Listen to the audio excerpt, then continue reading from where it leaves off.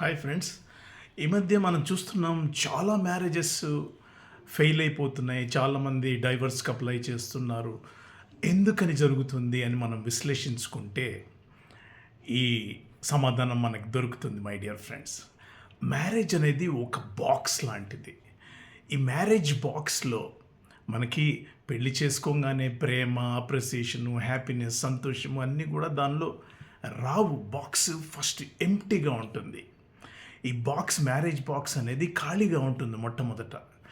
ఇద్దరు పార్ట్నర్స్ భార్యాభర్తలు ఎవరైతే ఉన్నారో వాళ్ళు ఆ పెట్టె నింపాలి మై డియర్ ఫ్రెండ్స్. ప్రేమ అనేది పెట్టెలో లేదు, మ్యారేజ్లో లేదు. ప్రేమ అనేది హృదయాల్లో ఉంది. ఈ హృదయాల్లోంచి వాళ్ళు ఆ మ్యారేజ్ బాక్స్ నింపుకుంటూ పోవాలా. నింపిన దానికన్నా ఎక్కువగా మనం తీసేసుకుంటూ పోతే ఒకరోజు మ్యారేజ్ బాక్స్ ఎంప్టీ అయిపోతుంది. అప్పుడు లవ్ అనేది మ్యారేజ్లో ఉండదు. అప్పుడు మ్యారేజ్ బ్రేక్ అవ్వడానికి ఛాన్స్ ఉంటుంది. కాబట్టి మై డియర్ ఫ్రెండ్స్, చాలా కేర్ఫుల్గా వినండి.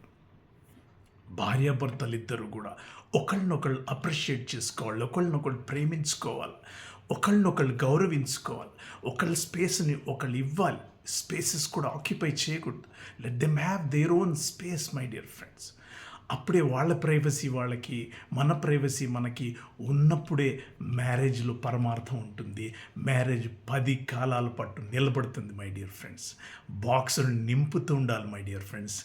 నింపిన దానికంటే ఎక్కువగా తీసుకుంటూ ఉంటే గనక మ్యారేజ్ బ్రేక్ అవుతుంది. అది గుర్తుపెట్టుకోండి మై డియర్ ఫ్రెండ్స్.